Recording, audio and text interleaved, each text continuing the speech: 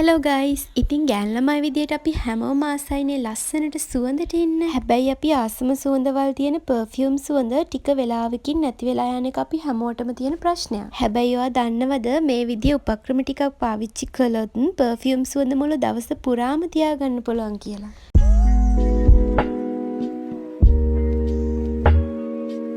Perfume spray කරනකොට ඒවා ඇඳුම් වලට ස්ප්‍රේ කරගෙන යන්නේ නැතුව පල්ස් පොයින්ට් වලට ස්ප්‍රේ කළොත් ඔයාට පුළුවන් වැඩි වෙලාවක් පර්ෆියුම් සුවඳ රඳව ගන්න. ඒ කියන්නේ බෙල්ල, කන පිටුපස, අතේ මැණික් කටුව වගේ තැන් වලට ඔයා පර්ෆියුම් ස්ප්‍රේ කළොත් ඒ තැන් වල වැඩිපුර වෙලාවක් අපිට පර්ෆියුම් සුවඳ රඳව ගන්න පුළුවන්.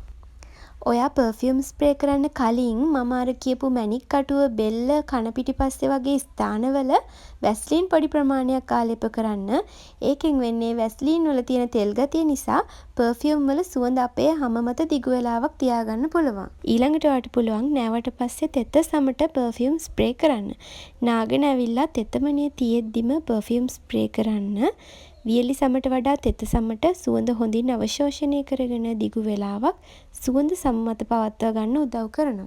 ඊළඟ ක්‍රමය තමයි ෆ්‍රේග්‍රන්ස් ලේයරින් කියන ක්‍රමය. ඒකෙදි කරන්න පුළුවන් අපිට අපේ පර්ෆියුම් එකට සමාන සුවඳක් තියෙන බොඩි ලෝෂන් එකක් හරි බොඩි ඔයිල් ටිකක් හරි එක්ක පර්ෆියුම් ස්ප්‍රේ කරන්න. එහෙම නැත්නම් පර්ෆියුම් එක ස්ප්‍රේ කරන්න කලින් බොඩි ලෝෂන් හරි බොඩි ඔයිල් ටිකක් හරි හැම මත ගන්න පුළුවන්. එතකොටත් සුවඳ වැඩි වෙලාවක් රඳව පවත්වා ගන්න අපිට පුළුවන්. ඒ වගේම අපිට පුළුවන් අපේ කොණ්ඩෙට සුවඳ එකතු කරන්න. කෙලින්ම පර්ෆියුම් ස්ප්‍රේ කරන්න හොඳ නැහැ කොණ්ඩෙට. එතකොට ඩ්‍රයි වෙන්න පුළුවන්. ඒ වෙනුවට අපිට පුළුවන් අපේ පනාවට පර්ෆියුම් ටිකක් ස්ප්‍රේ කරලා ඒකෙන් කොණ්ඩේ පීරන්න. එතකොටත් කොණ්ඩේ හොඳ සුවඳක් ගොඩක් වෙලාවක් තියාගන්න පුළුවන්. ඉතින් හැමදාමත් වගේ ලස්සන වෙන්න කැමති ඔයා වෙනුවෙන් තවත් වීඩියෝ එකක් අරන් එනකම් channel එක subscribe කරලා The Beauty Glamour එක රැඳිලා ඉන්න. Thank you for watching.